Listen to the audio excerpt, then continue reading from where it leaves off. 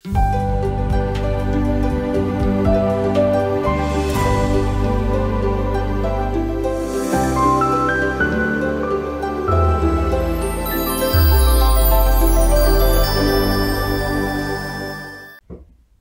ప్రతిరూపం పిఎంసి ప్రతిక్షణం సత్యదర్శనం. ఈనాటి సత్యదర్శనం కార్యక్రమానికి స్వాగతం, సుస్వాగతం. సత్యదర్శనం అంటే ఆత్మదర్శనం అని, ఆత్మను దర్శించుకోవడానికి, సత్యంతో జీవించడానికి ఎన్నో అద్భుతమైన విషయాలు తెలుసుకుంటూ వస్తున్నాం మనం. మరి ఆ సత్యాన్ని తెలుసుకోవాలంటే ఏం చేయాలి? ధ్యాన శక్తిని పెంచుకోవాలి, ధ్యాన సాధన చేయాలి అని తెలుసుకున్నాం మనం. మరి ఏమవుతుంది ధ్యాన శక్తి, ధ్యాన సాధన పెరిగినప్పుడు? మనకున్నటువంటి జీవిత సమస్యలు ఎందుకు వచ్చాయో వాటికి పరిష్కారం స్ఫురణ వస్తుంది. నేటి సత్యదర్శనంలో జీవిత సమస్యలు ధ్యాన శక్తితో పరిష్కారాలు ఎలా వస్తాయి అనేది పార్ట్ 2.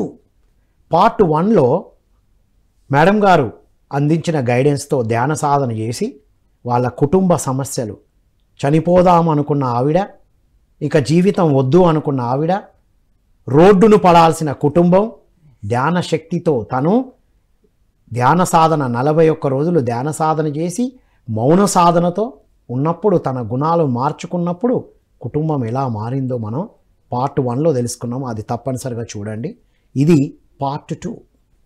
సో ఈ జ్ఞానం అందించడానికి మనతో పాటు ఉన్నారు సీనియర్ మోస్ట్ పిరమిడ్ మాస్టర్, సర్వదేవతా పిరమిడ్ ధ్యాన కేంద్రం బిఎన్ రెడ్డి నగర్లో నడుపుతూ ఎంతోమందికి వారి అనుభవ జ్ఞానాన్ని అందిస్తూ ఉన్నటువంటి సువర్ణ మేడం గారి ద్వారా మరిన్ని విషయాలు ఈరోజు తెలుసుకుందాం. నమస్కారం మేడం. నమస్కారం సార్. పార్ట్ 2కి స్వాగతం మేడం. పార్ట్ 1లో కొన్ని అద్భుతమైన విషయాలు చెప్పారు. సో మరి ఈ పార్ట్ 2లో చెప్పండి మేడం, దేని గురించి చెప్తారు? పార్ట్ 2 అంటే ఈ ధ్యానము జీవితంలో వచ్చే అంటే సమస్యలను ఎలా మనము వాటి నుంచి బయటపడాలి, ఇదే సార్ పార్ట్ 2 కూడా. అంటే ముందు నా అనుభవం చెప్తాను. నేను ధ్యానంలోకి వచ్చిన తర్వాత కొంచెము ఇంట్లో వాళ్ళు అటు ఇటు వద్దు అని అట్లా అనేవాళ్ళు. అన్నప్పుడు నేను అన్ని అబద్ధాలు చెప్పేదాన్ని సార్. ఎటు వెళ్తున్నావంటే మా ఫ్రెండ్తో షాపింగ్ అని, మా ఫ్రెండ్స్తో ఇంకా ఎక్కడికో అని అట్లా చెప్పేదాన్ని. చెప్పినప్పుడు నాకు ఇక్కడనేమో ధ్యాన శక్తి, అపారమైన ధ్యాన శక్తి, ధ్యానంతో పాటు జ్ఞానం, మాస్టర్లు కనపడటం, వాళ్ళ జ్ఞానాన్ని ఇవ్వడం, వాళ్ళు ఈ బాడీ ఇంకొక లోకం చూడటం, అదంతా నాకు ఇక్కడ వస్తున్నాయి. ఇక్కడేమో నేను అబద్ధం ఆడే వెళ్తున్నాను, అన్ని అబద్ధాలు చెప్పి వెళ్తున్నాను. ఇది ఎట్లా కరెక్టు కాదు, ఇది జీవితమే కాదు అని నేనేమనుకున్నానంటే దీన్ని మార్చుకోవాలి. ఎలా మార్చుకోవాలి అంటే నేను కరెక్ట్గానే చెప్తాను, వాళ్ళు వద్దంటే ఆగిపోతా, వెళ్ళమంటే వెళ్తా. కానీ ఈ అబద్ధాలు చెప్పడం వల్ల ఈ సోల్, ఈ మన యొక్క మాంసం పిండం మంత్రపిండంగా ఎలా మారుతుంది? నేను తెలుసుకున్న జ్ఞానానికి ఏంటి ఇంకక్కడ? నేను కష్టపడి ధ్యానం చేసేదానికి విలువేముంది? వద్దు, ఏమన్నా వాళ్ళనని, నేను మాత్రం సత్యమే మాట్లాడతాను అని నేను ఎక్కడికి వెళ్తున్నానో యాజ్ ఇట్ ఈజ్గా చెప్పడం మొదలుపెట్టాను ఇంట్లో. వాళ్ళు ఇదివరకేమో వద్దు, అటు ఇటు ఆ పని ఉంది ఈ పని ఉంది అని చెప్పేవాళ్ళు. నేను ఎప్పుడైతే సత్యం పలకడం మొదలుపెట్టానో వాళ్ళు అక్కడి నుంచి నాకు రిజల్ట్ ఏంటంటే వెళ్ళు ఇంకా దింపొస్తాను, అక్కడికి నేను వెహికల్తో దింపొస్తాను అని చెప్పడం మొదలుపెట్టారు. అంటే ధ్యాన శక్తి పెరిగినప్పుడు, సత్యముతో మాట్లాడినప్పుడు ఆటోమేటిక్గా వారి నుంచి స్పందన వస్తుంది. ముందు ధ్యాన శక్తి ఉండాలి కదా, ధ్యాన శక్తి ఉండాలి, సత్యంతో ప్రయాణం ఉండాలి. అంటే నువ్వు సత్యంతో మాట్లాడడానికే ట్రై చేయాలి. Right, okay. నువ్వు సత్యంతో లేనప్పుడు నువ్వు ఇంకా దేన్ని ఆస్వాదిస్తావు లోపల? అంటే ఇప్పుడు మరి మేడం మీరు చెప్పినట్టు కొంతమంది ధ్యానం చేస్తున్న వాళ్ళలో ఇంట్లో వారందరూ మానేసిన వీరు మాంసాహారం వండడం మానలేకపోతున్నానని కొంతమంది వాళ్ళ కోసం, పిల్లల కోసం వీరు మానేశారు, సాధన చేస్తున్నారు. కానీ అందులోంచి బయటపడలేకపోతున్నారు. వారికి మీరిచ్చే సూచన ఏంటి మేడం? నా అనుభవమే చెప్తాను. నాకు మాంసాహారం తినొద్దు అనేది నాకు తెలుసుకున్న తర్వాత నేనేం చేశానంటే, ఎందుకు తినొద్దు, ఏంటి ప్రాబ్లం ఏంటి మాంసం తింటే, ఎంతోమంది తింటున్నారు కదా అని నేను ఆలోచించాను ఫస్ట్లో. ఆలోచించిన తర్వాత నాకేమర్థమైందంటే ధ్యానంలో, ఈ ధ్యానం ద్వారా మనం ఏం పొందుతున్నాం, విశ్వశక్తిని తీసుకుంటున్నాం. ఈ విశ్వశక్తి యొక్క మన అంతరంగంలో ఉన్న నాడీ మండలం అంతా, మన యొక్క కుండలిని శక్తి, చక్రాలు ఇవన్నీ కూడా నిద్రాణమైన అవస్థలో ఉన్నాయి, మేల్కొంటాయి. మేల్కొన్నప్పుడు మనం ఆ శక్తిని తీసుకొని ఆ శక్తితో ఉండాలి. కానీ ఈ హింస శక్తి ఏంటి, ఈ హింస మళ్ళీ ఆ హింస ఎప్పుడైతే మొదలు పెడతామో మరి ఆ హింస యొక్క పాపం మనకు కూడా వస్తుంది కదా. మరి నా కుండలిని శక్తి ఎట్లా యాక్టివేషన్ అవుతుంది, నా చక్రాలు ఎట్లా యాక్టివేషన్ అవుతాయి? ఇది కాదు, నా లోపల నేనే తెచ్చుకున్నా సార్. మీకే అనిపించింది, నాకే అనిపించింది ఓకే వద్దు ఈ హింస ఉండకూడదు అని నేనేం చేశానంటే, ఓకే ఈ హింసతో నేను ఉన్నట్టయితే, నేను ఆ హింసతో కూడుకున్న వంట చేస్తే ఆ వంటనే వాళ్ళు తింటారు, ఆ హింసే వాళ్ళ లోపలికి వెళ్తుంది, ఆ హింసతోటే వాళ్ళు కూడా జీవిస్తారు. ఇదంతా ఎంత రాంగ్ ఉంది అని ఇదంతా ఆలోచించాను. ఆలోచించి నేను ఒక్క నిర్ణయం తీసుకున్నాను. నా ఇల్లు బాగుండాలంటే, నా కుటుంబం బాగుండాలంటే, నా కుటుంబంలో ఉన్న వాళ్ళంతా ఆరోగ్యంగా ఉండాలంటే ముందుగా నేనే తీసుకోవాలి ఫస్ట్ స్టెప్. ఎందుకంటే నేనే ధ్యానం చేస్తున్నా కాబట్టి అని నేను ఈ రోజు నుంచి మాంసం కూడా నేను వండను అని నేను నిర్ణయం తీసుకున్నాను సార్. అది ఎట్లా అంటే నా కుటుంబం బాగుండాలి అని చెప్పారా వాళ్ళకి? వాళ్ళకి చెప్పలేదు, మీరు నిర్ణయం తీసుకున్నారు? నేనే తీసుకున్నాను. ఓకే. నా కుటుంబం బాగుండాలంటే నేనే అందించాను, మీరు గట్టిగా నిర్ణయం తీసుకోవాలి. నేనే తీసుకున్నాను. మీరు ధ్యాన శక్తితో ఉన్న వాళ్ళే గట్టి నిర్ణయంతో ఉండాలని చెప్తున్నారు. అవును, రైట్. తర్వాత మరి వాళ్ళు ఉండని, వాళ్ళు ధ్యానం చేయని చేయకపోని అంతే, మనకు సంబంధం లేదు.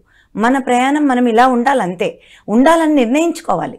ఎందుకోసం అంటే నేను బాగుండాలి, నా కుటుంబం బాగుండాలి. రైట్. ఇప్పుడు మానేశారు, మీరు చేయనప్పుడు ఏం ఫోర్స్ రాలేదా ఇంట్లో నుండి? రాలేదు సార్. ఓకే, రాలేదు. అంటే మీరు అన్నట్టు ఎవరైతే లోపల సంసిద్ధత అయినప్పుడు బయట నుంచి ఫోర్సులు రావు. బయట నుంచి ఫోర్స్ పిల్లల ద్వారానో భర్త ద్వారానో వాళ్ళ ద్వారానో వస్తుందంటే లోపల ఇంకా ఊగిసలాట ఉంది అన్నట్టు. ఇంకా ఊగిసలాట ఉంది, నువ్వే కరెక్ట్గా 100% మారలేదు అని అర్థం. Wonderful madam. నీ లోపల 100% మార్పు ఉండి, నేను మారాలి, నా కుటుంబం మారాలి అన్న, నేను ఆరోగ్యంగా ఉండాలి, ఆనందంగా ఉండాలి, నా కుటుంబం కూడా అలాగే ఉండాలి అని మన నిర్ణయం కరెక్ట్గా ఉంటే రిజల్ట్ మాత్రం నో రాదు. ఎప్పుడైతే నేను వండను నేను అని నిర్ణయం తీసుకున్నానో చెప్పేశాను ఇంట్లో. అచ్చా, చెప్పడం కూడా జరిగింది. నేను ఇవాళటి నుంచి మాత్రం ఆ హింస అంటే నేను మాంసాహారం నేను వండను అని చెప్పేశాను.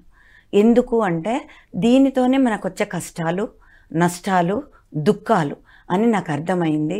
నేను అందుకే మీకు కూడా చెప్తున్నాను, మీరు కూడా అలా ఉండాలని కోరుకుంటున్నాను అని చెప్పాను. చెప్పడం వల్ల వాళ్ళు ఓకే అని చెప్పేశారు. చెప్పి ఎవరైనా బంధువులు వస్తే సార్ వాళ్ళకి ఏం చెప్పారంటే, మేము మా ఇంట్లో మాంసం వండడము లేదు, మా ఇంట్లో పప్పు భోజనం తప్ప ఇంకొకటి లేదు అని చెప్పడం మొదలుపెట్టారు. అయిపోయింది, ఇంకా క్లోజ్. వాళ్ళే అంతే, ఇంట్లో వాళ్ళే చెప్పడం మొదలుపెట్టారు. నాకు ఆ శ్రమ లేకుండా చేశారు సార్.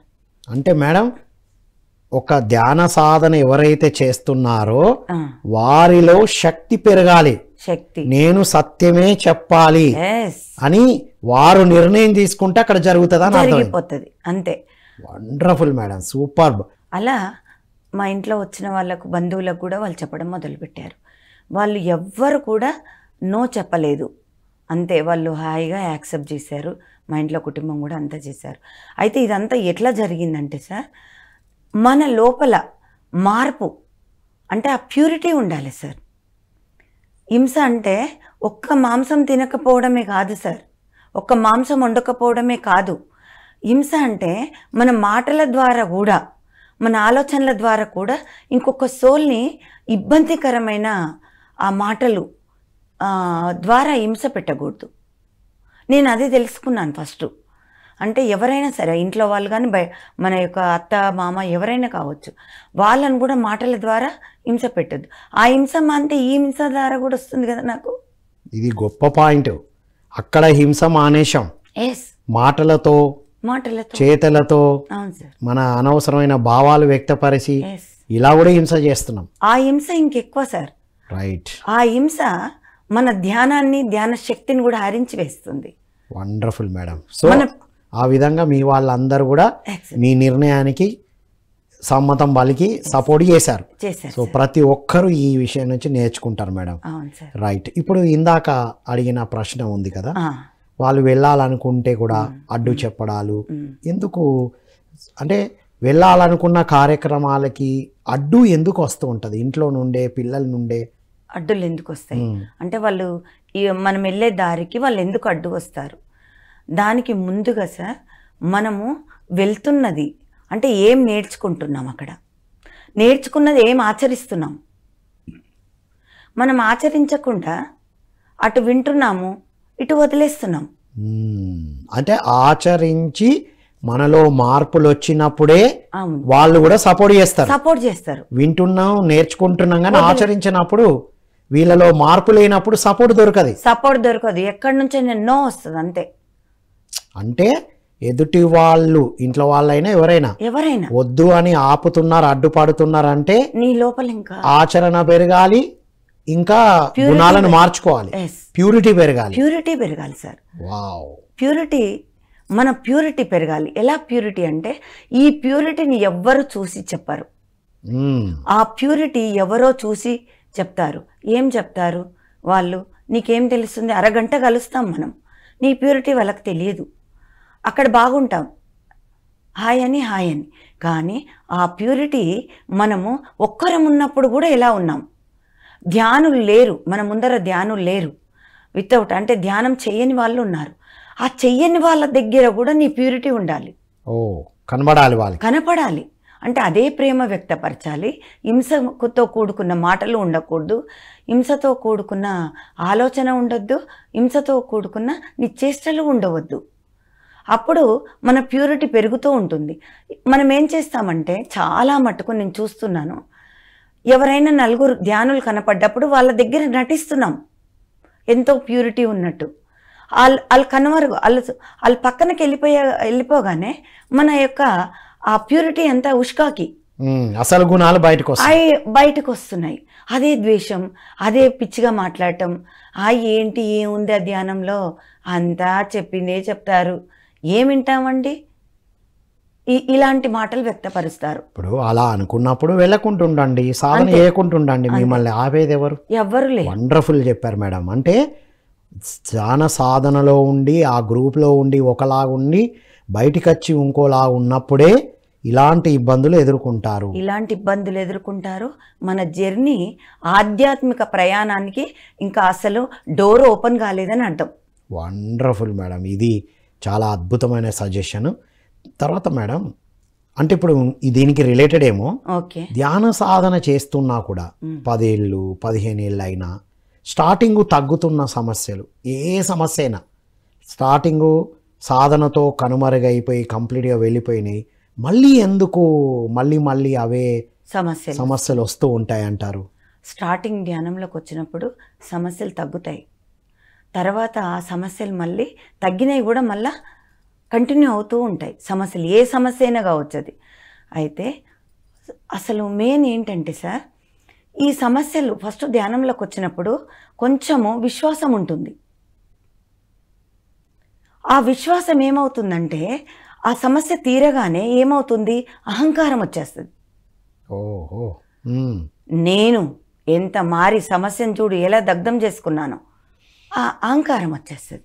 అహంకారం వచ్చేసినప్పుడు ఏమవుతుంది, అహంకారంతో పాటు అన్నీ వస్తాయి, అజ్ఞానం వస్తుంది, ఈర్ష్య ద్వేషం అన్నీ వచ్చేస్తాయి. మళ్ళీ నేను అనేది వస్తుంది, నేను చూడు ఎంత కరెక్టు అని వస్తుంది. వచ్చినప్పుడు ఏమవుతుంది, ఇవన్నీ మళ్ళీ నేనున్నాను అని వచ్చేస్తాయి. నేను అన్నావు కాబట్టి నేను అన్న ప్యాకేజీలు వచ్చినాయి. నేను కాదు అన్న ధ్యాన శక్తిలో ఉన్నప్పుడు, ఆత్మశక్తిలో ఉన్నప్పుడు అవన్నీ వెళ్ళిపోయినాయి. వాహ్, ఏమి చెప్పారు మేడం. ఆత్మశక్తి కంటిన్యూ అవ్వాలి, ఆ విశ్వాసం కంటిన్యూ అవ్వాలి, ఆ ఆచరణ కంటిన్యూ అవ్వాలి. నేనే తగ్గించుకున్నాను, నేను తగ్గిపోయింది అన్న ఏది రావద్దు. ఆ ధ్యాన శక్తిలో అంతే వెళ్ళిపోయినాయి, అంతే. మళ్ళీ మనమే మన మనస్సుని వాడి నేను తగ్గించుకున్నాను చూడు, నేను కరెక్ట్, మిగతా వాళ్ళు రాంగ్, అక్కడ దూరుతుంది, మళ్ళీ దూరుతుంది. మళ్ళీ ఇవన్నీ వచ్చి కూర్చుంటాయి. ఒక్కటి కూర్చోదు, ఈసారి 2 కూర్చుంటాయి. అప్పుడు ఒకటే, ఇప్పుడు 2 కూర్చుంటాయి. సవాల్, ఒక్క సవాల్ కాదు, 2 సవాళ్ళు వస్తాయి. ఎందుకు వస్తాయంటే ఇవన్నీ కూడా మన యొక్క ఆత్మ ప్రయాణం, అంటే మన ఎదుగుదలకు ఇవన్నీ సవాళ్ళు నేర్చుకోవటానికి, పాఠాలు నేర్చుకోవటానికి. ఓకే, నేను అప్పుడు బాగున్నా, ధ్యానం చేసినాను, నాకు కొంచెము ఆ ఇగో పోయింది, నేను పోయింది, ఇవన్నీ వెళ్ళిపోయాయి. మళ్ళీ వచ్చాయంటే ఏం నేర్చుకోవాలి? ఈ ఈగో వచ్చింది, అహంకారం వచ్చింది, నేను అన్నది వచ్చింది. నా వల్ల, నేను ధ్యానం చేయడం వల్ల, నేను ఆచరించడం వల్ల ఎక్కడ నేను అన్నది వదిలేయాల.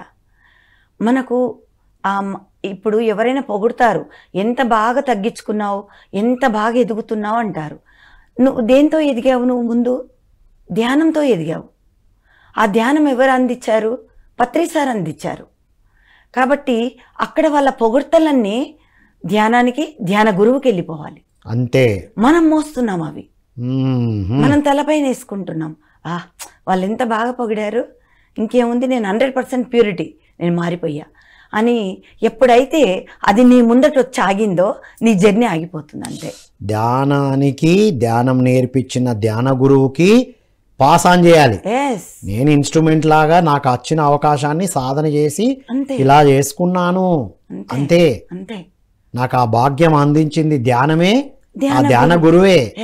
వాహ్, ఇది ఒక్క చిన్న మార్పు మళ్ళీ అద్భుతంగా ముందుకు తీసుకెళ్తుంది. ఒక చిన్నగా నేను అన్నది దూరిన వెంటనే ఉన్న స్థితి కాస్త వెళ్ళిపోతుంది.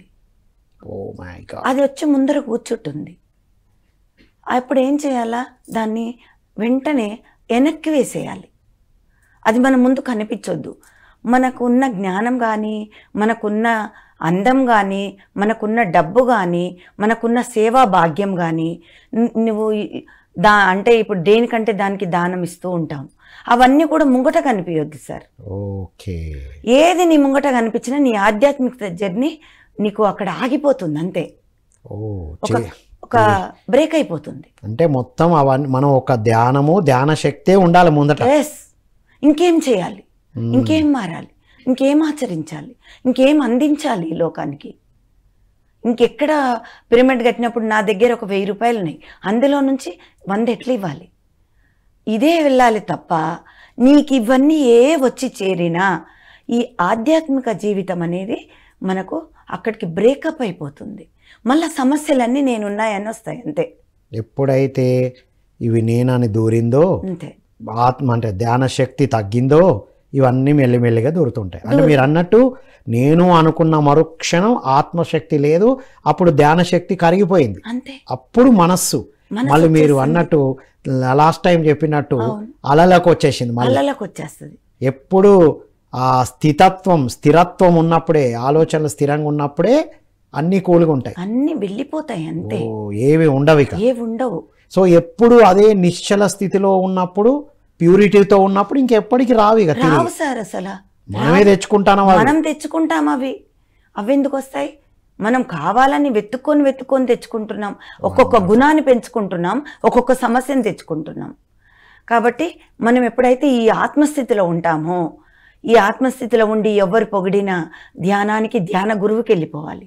నువ్వు దాన్ని ఎప్పుడైతే నీ తల మీద వేసుకొని అబ్బా ఎంత బాగా పొగుడుతున్నారన్నావా, అయిపోయింది ఇంకంతే. ఆ పొగడతలకు పడిపోయినావంటే అంతేగా, మళ్ళీ బురదే. మాకు గురువుగారు మాకు భాగ్యం అండి. పిరమిడ్ స్పిరిచువల్ సొసైటీస్ మూవ్మెంట్ ద్వారా, బ్రహ్మర్షి పితామహ పత్రిజీ ద్వారా నేర్చుకునే భాగ్యాన్ని ఉపయోగించుకుంటున్నాను నేను అని చెప్పాలి వినయంగా. అంతే.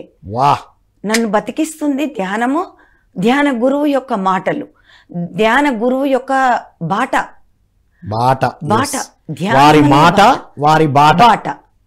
బాటలో ఎప్పుడైతే ఉంటామో ఇంకా నీకు సమస్యలు రానే రావు. మనం ఇన్స్ట్రుమెంట్ లాగా ఉండాలి. అంతే. వారి బాట పక్కకెళ్ళి నాదే మాట, నాదే బాట అని ఎప్పుడు అంటామో ఇవన్నీ మళ్ళీ తిరిగి వస్తూ ఉంటాయి. అంతే. అప్పుడు ఆనందమయ జీవితం, బ్రహ్మానందమయ జీవితం. ఆ ఆనందము చెప్పలేనిది. నీకు రోజు 1,00,00,000 రూపాయలు ఎవరన్నా ఇచ్చిన అంత ఆనందం మనం దగ్గరికి అనుభవించమంది. అలాంటి ఆనందాన్ని అనుభవించే మహాభాగ్యం ఈ ధ్యానం ద్వారా ఉంది. ధ్యానం ద్వారా ఇట్లాంటి జీవితంలో వచ్చే సమస్యలు ఎన్నో పరిష్కారం చేసుకోవచ్చు. చేసుకునే భాగ్యం ఉంది ఇందులో. ఎస్ మేడం, నిజం చెప్పారు. అయితే మేడం, పత్రిజీ ఎన్నో అద్భుతమైన విషయాలు అందించారు కదా మీకు. ధ్యాన సాధన చేస్తూ ఉంటే ఎన్నో విషయాలు ఇవన్నీ మీకు లోపల స్ఫూరణకు వచ్చింది, మీరు ఏదైతే ఆచరించారో చెప్తున్నారు కదా. సో ధ్యాన సాధన చేస్తున్నప్పుడు మరి పత్రిజీ గురించి కానీ, పత్రిజీ మీరు స్టార్టింగ్ చూసినప్పుడు కానీ ఎంతోమంది గురువులను కూడా చూసి ఉంటారు కదా. మరి పత్రిజీ గురించి మీకు ఏం అర్థమైంది, ఏం తెలుసుకున్నారు, మీ అంతరాత్మ ఏం చెప్తుంది? పత్రి సార్ గురించి నేను చాలా అంటే ధ్యాన అనుభవంలో నేను చెప్తాను సార్. ధ్యానంలో నేను పొందింది చెప్తాను. ఇది ఎక్కడ నేను చదివింది కాదు. నేను ఒక పత్రి సార్ గురించి మాత్రం నేను ఖచ్చితంగా చెప్పవలసిందే. నేను ఇట్లా ఈ ధ్యానం కొనసాగిస్తూ ధ్యానంలో అందరికీ రోజు ఒక్కరికి కూడా నేను కొత్త వాళ్ళకు ధ్యానం గురించి చెప్పనిదే నేను ఆ రోజు అన్నం తినేదాన్ని కాదు. స్టార్టింగ్లో కొత్తలో ఎవరికన్నా ఒకరికి చెప్పాలి, ఎవరికి చెప్పాలి అని అలా వెళ్ళిపోతూ ఉండేదాన్ని సార్. అట్లా ఒక ఫ్రెండో ఎవరో కనిపించేవాళ్ళు. కనిపించి వాళ్ళతో నేను మాట్లాడినప్పుడు వాళ్ళు ఏం చెప్పేవాళ్ళు, ఏంటి అంటే అంతా ఓకే నా అంటే, ఎక్కడ ఓకే అమ్మ, ఈ సమస్య ఆ సమస్య, ఎవరైనా కదిలిస్తే సమస్యలు చెప్తారు. వాళ్ళకేం చెప్పేదాన్ని, ఏం చెయ్యొద్దు, హాయిగా కూర్చో, వేళ్ళల్లో వేలు పెట్టుకో, కళ్ళు మూసుకో, కాళ్ళు క్రాచ్ చేసుకో, కుర్చీలో కూర్చొని హాయిగా ధ్యానం చేయి. అలా ధ్యానం చేస్తూ పో, అంతే. నేను తగ్గుతుందని చెప్పను, నీలో మార్పు వస్తే తగ్గుతుంది, ఊకెందుకు తగ్గుతుంది? ఇది చాలా ఇంపార్టెంట్ పాయింట్. ధ్యానం చేస్తే అన్ని తగ్గుతాయి కాదు, ధ్యానం చేస్తే శక్తి వస్తుంది, గుణాలు మార్చుకుంటే, అవగాహన పెరిగితే జీవితం మారుతుందని చెప్పాలి. అంతే. ధ్యానం చేస్తే స్థితి మారుతుంది, స్థితి మారితే గతి మారుతుంది, గతి మారితే తలరాత మారుతుంది. అదంతా మనం తెచ్చుకుందే తలరాత. ఇలా చెప్తూ ఉండేవారు మీరు, ఇలా చెప్పుకుంటూ నేను ధ్యానాన్ని కొనసాగిస్తూ ఉండేవారు. ధ్యానం ఎప్పుడు ప్రతి ఒక్కరికి కొత్త వాళ్ళకి అందిస్తూ వెళ్తున్న మీరు మరి పత్రిజీ గురించి సాధనతో ఏం తెలుసుకున్నారు? పత్రిజీ ఫస్ట్ నాకు ధ్యానం నేర్పించిన గురువు. ఆ గురువు మాటలు పట్టుకొని అవి ఆచరించే నేను మరో జన్మ అని చెప్పొచ్చు సార్. ఇది అలాంటి జీవితం జీవిస్తున్నాను. అలా నాకు ఒకసారి ధ్యానం చేస్తున్నప్పుడు నాకు భూమాత కనపడుతున్నారు. భూమాత విష్ణుమూర్తి దగ్గరికి వెళ్తున్నారు. అది చూస్తున్నప్పుడు ఎందుకు విష్ణుమూర్తి దగ్గరికి వెళ్తున్నారు, భూమాత అని మెసేజ్ వస్తుంది. అక్కడికి వెళ్ళి భూమాత ఏం చెప్తున్నారంటే, నేను ఈ పాప భారాన్ని మొయ్యలేను, నేను ప్రళయాలు సృష్టిస్తాను, నా వల్ల అవ్వట్లేదు అని అక్కడ మొరపెట్టుకుంటున్నప్పుడు పత్రి సారు ఇంకొక లోకానికి వస్తున్నారు. ఉండు, అప్పుడే ప్రళయాలు సృష్టించొద్దు అని ఇంకొక లోకానికి వచ్చారు. అదేం లోకం అని నేను అడిగితే తపోలోకం అని నాకు మెసేజ్ వచ్చింది. అక్కడ ఎవరున్నారంటే ఇట్లా పెద్దగా హాల్ లాగా ఉంది, అందరూ ఉన్నారు సార్ అక్కడ. రాముడు, కృష్ణుడు, ఆంజనేయ స్వామి, పత్రి సారు, వీళ్ళందరూ ఉన్నారు, చాలామంది ఉన్నారు. ఉన్నప్పుడు అక్కడ విష్ణుమూర్తి వచ్చి అడుగుతున్నారనమాట, ఏమని, ఇప్పుడు భూమాతకు అంటే ఆ ప్రళయం సృష్టిస్తాను, పాపభారం మొయ్యలేను, ప్రళయాలు సృష్టిస్తానని చెప్పి మొరపెట్టుకుంటున్నారు. ఆ ప్రళయాలు ఆగాలంటే ఇప్పుడు ఎవరో ఒకరు భూమి మీదకి వెళ్ళాలి. అంటే ఆ భూమి మీద ఆ ప్రళయాలు ఆగటానికి మనము అక్కడ ఈ జ్ఞానాన్ని, ధ్యానాన్ని అందించాలి. జీవుడే దేవుడు, దేహమే దేవాలయం తెలియచేయాలి, కానీ వెళ్ళి గుడి కట్టుకొని గుళ్ళో కూర్చోవద్దు అని అడుగుతున్నప్పుడు సారు చేయలేపట్టారు, పత్రి సారు, నేను వెళ్తాను అని చేయలేపట్టినప్పుడు అక్కడ వాళ్ళు సార్ అడుగుతున్నారనమాట. వాళ్ళని ఏమని అడుగుతున్నారంటే, పత్రి సార్ అడుగుతున్నారు, వాళ్ళు ఏం చెప్పారు సార్ కంటే, 2012 డిసెంబర్ 21వ తారీఖు 21వ తారీఖు కల్లా 1,44,000 మంది ఎన్లైటన్మెంట్ని తయారు చేయాలి నువ్వు సార్కి చెప్తున్నారు వాళ్ళు. ఆ రోజు కల్లా అంతమంది ఎన్లైటన్మెంట్ అవుతే ఆ భూమి భారం తగ్గుతుంది, ప్రళయాలు తగ్గుతాయి అని చెప్తున్నారు. ఓకే అని పత్రి సార్ మాట ఇచ్చిన తర్వాత సార్ కూడా వాళ్ళని కొన్ని అడుగుతున్నారు. ఏమనంటే, నేను ఒక్కరిగా వెళ్తున్నాను కాబట్టి నాకు మీ అందరి యొక్క ఆ శక్తి కూడా నాకు కావాలి, అలా నాకు మీరు అలా ట్రాన్స్ఫర్ చేస్తూ ఉండాలి అని అడిగితే వాళ్ళు ఓకే చెప్పారు. First point. సెకండ్ పాయింట్, నేను ఆ 1,44,000 మందిని 2012 డిసెంబర్ 21వ తారీఖు కల్లా నేను చేస్తాను. కానీ ఇప్పుడు ఈ కలి ప్రపంచంలో అంత ఈజీ కాదు. కొట్టి అయినా తొక్కి అయినా తన్ని అయినా తయారు చేస్తాను. నాకు కర్మ రావద్దు. అది సెకండ్ పాయింట్. థర్డ్ పాయింట్ ఏమడుగుతున్నారు సార్ అంటే, నేను గంటకు 60 నిమిషాలు, ఈ 60 నిమిషాలలో 50 నిమిషాలు మీతోటే కనెక్ట్ అయి ఉండాలి. ఒక 10 నిమిషాలే ఈ భూలోక వాసులతో ఉండాలి నేను. అది నేను అంటే కట్ అవ్వద్దు. ఎప్పుడు అలా కనెక్షన్తో నేను ఉండాలి. కనెక్షన్ తోటే నేను ఉండాలి. నాకు అది కావాలి మీ దగ్గర నుంచి అని అడుగుతున్నారు. వాళ్ళు ఓకే అని చెప్పారు. ఓకే అని చెప్పిన తర్వాత అప్పుడు పత్రి సారు ఈ భూలోకానికి జన్మ రావడం జరిగింది సార్.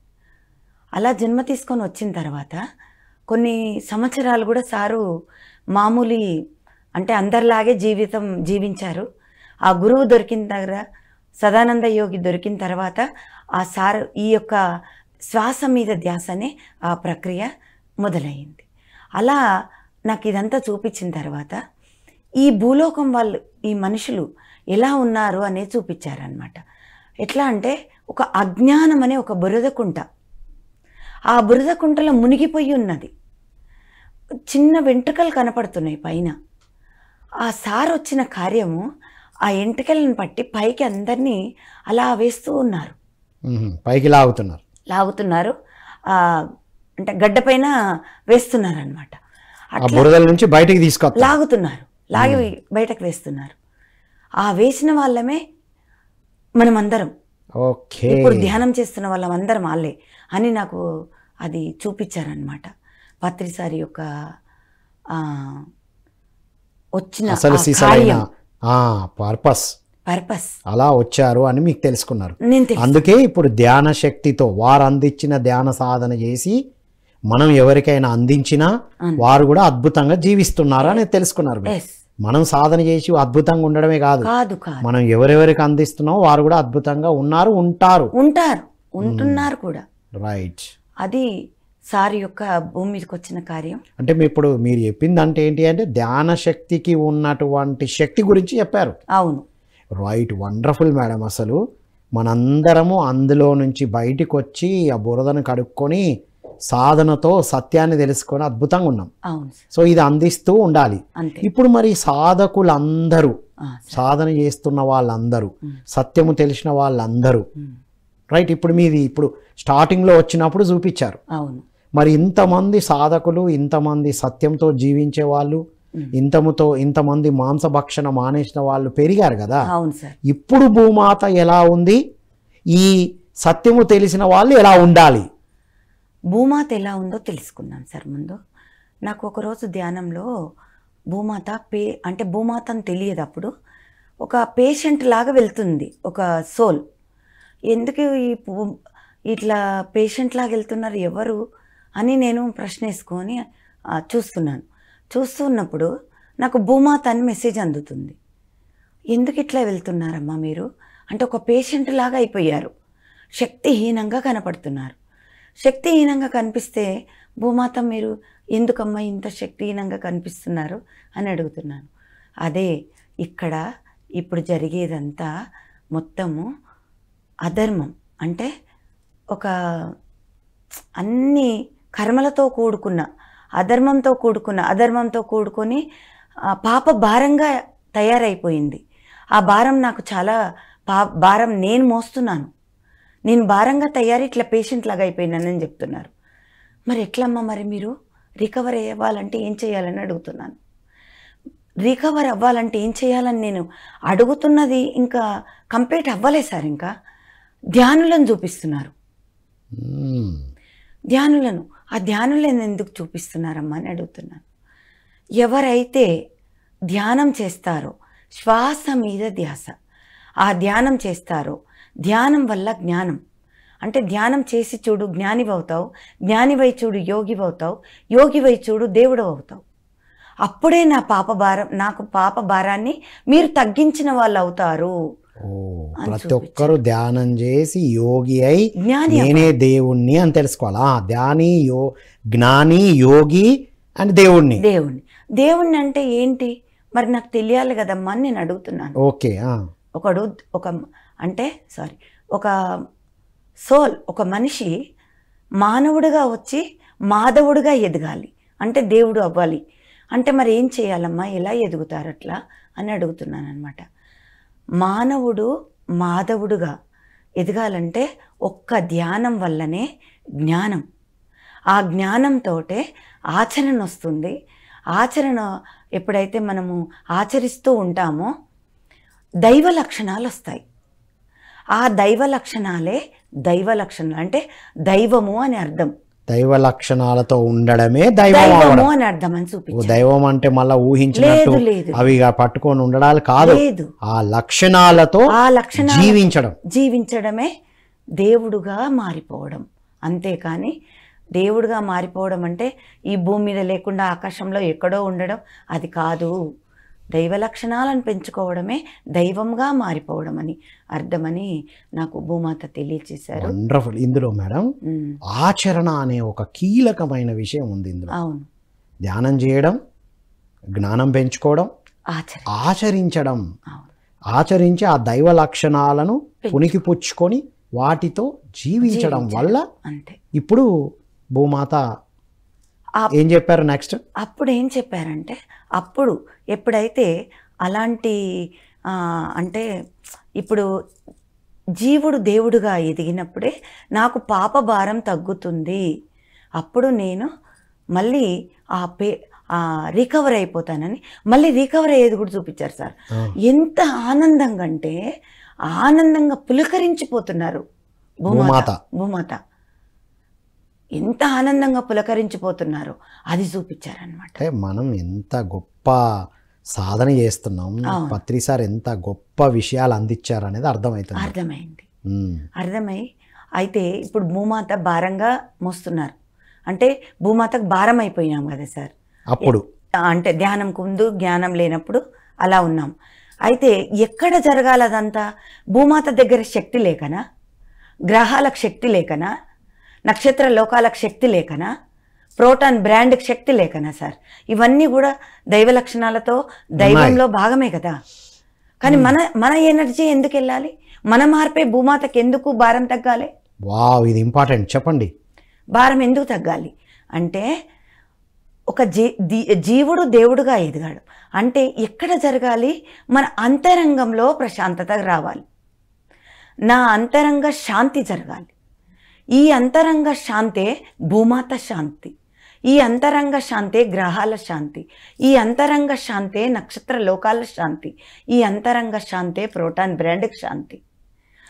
వాటికి ఆల్రెడీ శక్తి ఉంది, కాకపోతే మనం ఆ శక్తివంతం అవ్వడం ఇంపార్టెంట్. అంటే మనం అందుకోసమే ఈ భూమిని ఎంచుకొని వచ్చాం. మన ద్వారానే డ్యామేజ్ అవుతున్నాయి అవి.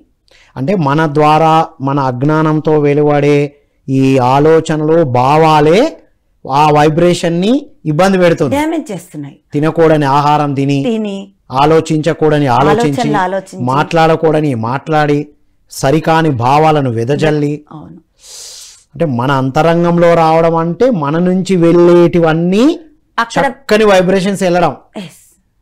ఇప్పుడు మనమే అక్కడ డ్యామేజ్ చేశాం. మన భావాలు, మన ఆలోచనలు, తినకూడనివి, హింస, ఇదంతా. కాబట్టి ఇప్పుడు మళ్ళీ ఎవరు సరి చేయాలి? మనమే సరి చేయాలి. కాబట్టి మనం సరి చేయాలంటే నువ్వు ముందు తయారవ్వాలి. మనం ముందు తయారవ్వాలంటే మన అంతరంగంలో శాంతి ఉండాలి. మన అంతరంగంలో శాంతి ఉండాలంటే ధ్యానం చేయాలి. ధ్యానం చేసి మన యొక్క పత్రి సార్ గురువు గారు ఇచ్చిన ఆ మాటలని, జ్ఞానాన్ని ఆచరించాలి. ఆచరించి మనం జీవుడుగా ఉండి దేవుడుగా మారాలి. మారినప్పుడే నీ అంతరంగం శాంతి ఉంటుంది. ఎక్కడైతే డ్యామేజ్ చేసినామో ఆ డ్యామేజ్ మళ్ళీ కరెక్ట్గా సరవ్వాలంటే మళ్ళీ ఇందులో నుంచే వెళ్ళాలి అది. Right, wonderful madam. మరి నెక్స్ట్ ఎలా ఇప్పుడు ఆ మార్పుల్ని చూశారా? మీరు చూస్తున్నారా ఇప్పుడు బయట? ఈ మార్పులని బయట అంటే అంటే భూమాత ఎప్పుడైతే అలా ఉన్నదన్నారు కదా, అవును భూమాత ఇప్పుడు అందరి సాధన వల్ల ప్రస్తుతం కొద్దిగా స్థిరంగా వచ్చారనా? స్థిరంగా వచ్చిన ఆ ఆనందం నాకు చూపించారు సార్. ఓకే, ఇప్పుడు అన్నీ అటు ఉన్నా మనం ఇటు వచ్చినందువల్ల అక్కడ చేంజ్ వచ్చింది. భూమాతలో ఆనందం, పులకరించిపోతున్నారు భూమాత. అంటే భూమాతకు మనం భారం తగ్గించిన వాళ్ళమే. కానీ ఇప్పటి నుంచి ఇంకెలా ఉండాలి మరి? భూమాతకు భారం తగ్గించామని మనం అనుకోవడానికి లేదు, ఇంకా రిలాక్స్ అవ్వడం లేదు. ఎలాగంటే భూమాతకు తగ్గించాము. ఎప్పుడు తగ్గించాను? నాదే తీసుకుందాం, 2012లో నేను నా స్థితిని పొందాను. కానీ మళ్ళీ 2013 వచ్చింది కదా, నా 13 వరకు నేను కనుక ఆ స్థితిలో నుంచి చేంజ్ అయితే మళ్ళీ భూమాతకు భారమే. మనలో వచ్చినటువంటి అస్థిరమైన ఆలోచనలే మళ్ళీ పాపభారం, మళ్ళా భారం అయిపోతున్నాయి.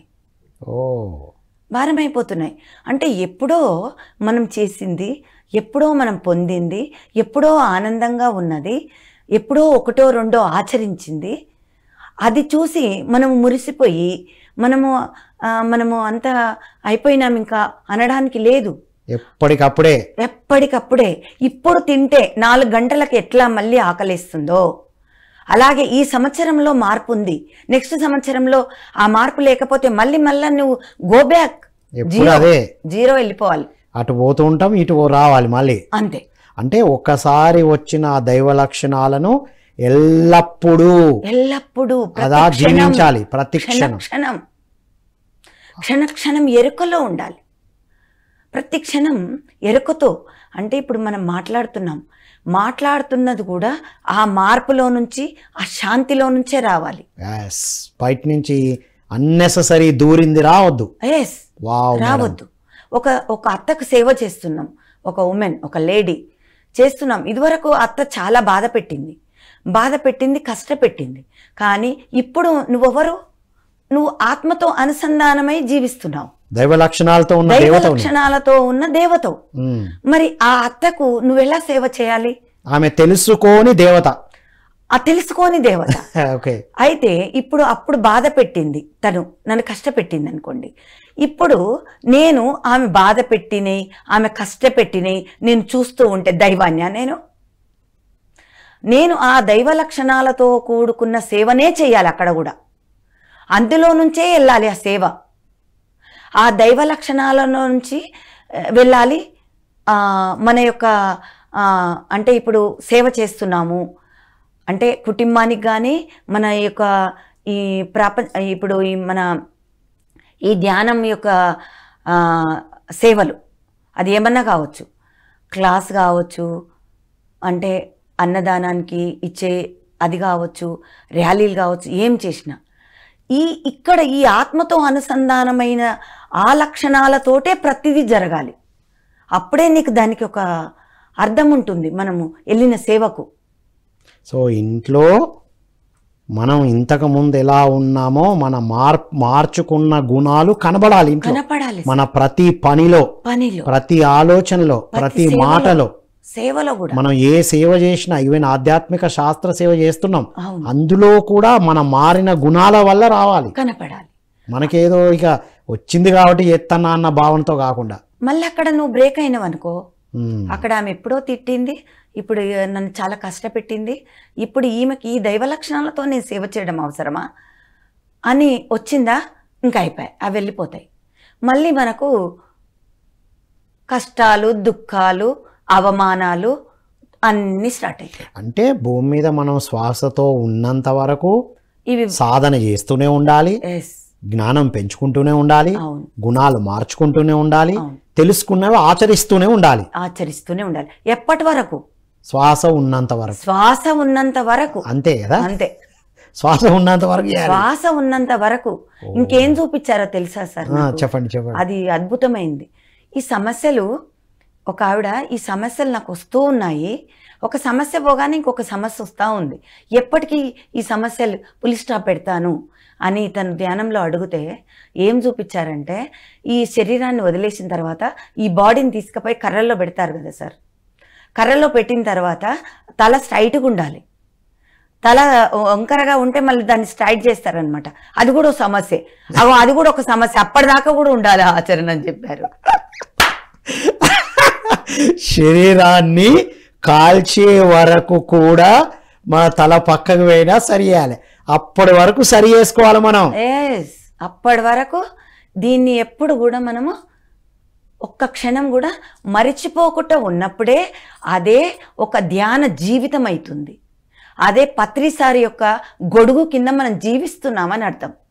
వాహ్ మేడం, ఎన్ని అనుభవ జ్ఞానాలు మేడం. ఇంకా మనకు ఆత్మ తీరట్లేదు, ఇంకా వినాలనే ఉంది. కానీ మనం నెక్స్ట్ దీన్ని కంటిన్యూ చేద్దాం మేడం. చివరగా మీ మెసేజ్ ఏంటి ఈరోజు? చివరగా అందరికీ నేను ఇచ్చే మెసేజ్, ప్రతి క్షణం మనలో మనం చెక్కింగ్ ఉండాలి, ధ్యానం ఉండాలి, ధ్యానం తర్వాత జ్ఞానం ఉండాలి, జ్ఞానం తర్వాత ఆచరణ ఉండాలి. ఆచరణ లేని జ్ఞానము పనికిరాదు. ఇది ఆ జ్ఞానము చేసి ఈ ధ్యానంతో జ్ఞానాన్ని పెంచుకోవటానికి కూడా దానికి కూడా అర్థం ఉండదు. మనము అసలు ధ్యానం చేస్తున్నామని నోరు విప్పి చెప్పకూడదు. మన యొక్క నడవడిక, మన కదలిక వీళ్ళు ధ్యానం చేసేవాళ్ళు అని అక్కడి నుంచి మనము అందుకోవాలి. మన గుణాలు, మన మాటలు, మన ఆలోచన మనతో ఉన్న వాళ్ళకి అర్థమైపోవాలి. అంతే, మనంతటా మనం చెప్పాల్సిన అవసరం లే. అది నేను అందరికి అందించే ఒక చిన్న మెసేజ్. Great message madam. మల్లెపూలు, నేను మల్లెపూ వచ్చాను వాసన చూడండి అని చెప్పావు. ఆ మల్లెపూ రాగానే స్మెల్ వస్తుంది, ఈ మల్లెపూ అని గుర్తుపడతాం. అలా ఒక ధ్యానిని, జ్ఞానిని, దైవ లక్షణాలతో ఉన్నామని మన ఎనర్జీ అలా ఫ్లో అవ్వాలి. Super madam, ultimate. Thank you so much madam. Okay sir. ఇది మిత్రులారా, ఎన్ని అద్భుతమైన విషయాలు. సజ్జన సాంగత్యంలో ఉన్న మాధుర్యం ఏమిటో సువర్ణ మేడం గారి ద్వారా తెలుసుకుంటున్న విషయాలతో నేను అనుభూతి పొందుతున్నాను మిత్రులారా. మీరు కూడా అలాగే కదా. సో ఎన్ని అద్భుతమైన విషయాలు చెప్పారు. ఓవరాల్గా చెప్పిన విషయాలు. ఎందుకు సమస్యలు వస్తాయి అంటే తగ్గినవి మళ్ళీ ఎందుకు వస్తాయి అనేది అల్టిమేటివ్ వల్ల. ఎందుకు? నేను తగ్గించుకున్నాను, నాతో ఇది జరిగింది, నేను కరెక్ట్గా ఉన్నాను, నేను అన్న భావన దూరింది, మనసు అలల్లోకి వెళ్ళింది, అవి మళ్ళీ వచ్చినాయి. ఏం చేయాలి ఇప్పుడు? ధ్యానం చేయాలి, జ్ఞానాన్ని పెంచుకోవాలి, గుణాలను మార్చుకోవాలి. ఈ మార్చుకున్నవి, తెచ్చుకున్న జ్ఞానాన్ని ఆచరించాలి, ఇంట్లో బయట అందరితో. అప్పుడు మనం భూమి యొక్క భారాన్ని తగ్గిస్తాం. ధ్యానం చేస్తున్నాం, శాకాహారిగా ఉన్నాం, అంతా ఓకేనే. కానీ మాటలు, ఆలోచనలు, మన భావాలు. ఇంకొక అల్టిమేట్ విషయం చెప్పారు. ఎప్పుడైతే మనం ఆలోచన, మాట, ప్రవర్తన వ్యతిరేక దిశలో వెళ్ళాయో భూమాతకి పాప భారాన్ని పెంచుతున్నట్టే. ఎప్పుడైతే ఈ దైవ లక్షణాలతో కూడుకున్న మాట, ఆలోచన, ప్రవర్తన ఉందో అప్పుడు పాప భారాన్ని తగ్గించి భూమాతకి మనం ఒక రుణం తీర్చుకుంటున్నట్టే అనేది తెలుసుకున్నాం మనం. మరి ఎప్పటి వరకు ఇవన్నీ ఆచరించాలి? మరి మన శరీరం చనిపోయి కట్టెల్లో పెట్టేసి కాల్చే ముందు అటువైపు వెళ్ళిన తలని సెట్ చేసేంత వరకు, అంటే మన చివరి శ్వాస వరకు శరీరం వెళ్ళినా అక్కడ మనం ఉండి గమనించేంత వరకు ఇవి ఆచరిస్తూనే ఉండాలి అనేటువంటి అద్భుతమైన విషయాలతో పాటు పత్రిజీ వారు అందించిన విషయం, అందరూ దేవుళ్ళు, దేవతలు వారిని పంపించడం. ఇంతకుముందు మేము గుళ్ళు గోపురాల్లో ఉన్నాం, నువ్వు మాత్రం గుడి గోపురం లేకుండా కేవలం సాధనను అందించి వాళ్ళను బయటికి తీసుకొచ్చి తిరిగి రావాలి. అందుకే మిత్రులారా, విగ్రహారాధన పత్రిజీ అన్నారు, రైటు కాదు, రాంగు కాదు, దానివల్ల లాభాలు లేవు, నష్టాలు లేవు. స్టార్టింగ్ స్టేజ్లో ఓకే శరీరం అనుకున్నప్పుడు. అందుకే ధ్యానం చేస్తే దైవ లక్షణాలను కలిగి ఉంటాం కాబట్టి అవి వద్దని చెప్పాం. దానివల్ల చాలామంది దూరం అవుతున్న దానికి కూడా సమాధానం ఇచ్చారు మా మేడం గారు. కాబట్టి మిత్రులారా, మనందరం వచ్చింది ధ్యాన శక్తితో మన గుణాలను మార్చుకుంటూ భూమాతకి, అన్ని గ్రహాలకి, ఫోటాన్ బ్యాండ్కే శక్తినిచ్చేటువంటి పవర్ఫుల్ పీపుల్ అని తెలుసుకున్నాం. మరిన్ని అద్భుతమైన విషయాలు మేడం గారి ద్వారా నెక్స్ట్ ఎపిసోడ్స్లో తెలుసుకుంటూ వద్దాం. అప్పటి వరకు చూస్తూ ఉండండి పిఎంసిని. ఈ వీడియోని మళ్ళీ చూడండి, మీకు తెలిసిన వారందరికీ షేర్ చేయండి మిత్రులారా. క్లాసులు చెప్పే ప్రతి ఒక్కరు ఇది షేర్ చేయాలి. ఇంకొక అద్భుతమైన విషయం కూడా చెప్పారు, మనం చేసే సేవ కూడా మన మారిన గుణం నుంచి రావాలి. మనం చెప్పే క్లాసు మారిన గుణాల నుంచి రావాలి. ఇంకా ఇలా చెప్పుకుంటూ పోతే మళ్ళీ క్లాస్ అయ్యేటట్టు ఉంది. కాబట్టి మిత్రులారా, మరో కార్యక్రమంలో మళ్ళీ కలుద్దాం. అంతవరకు సెలవు. Thank you one and all.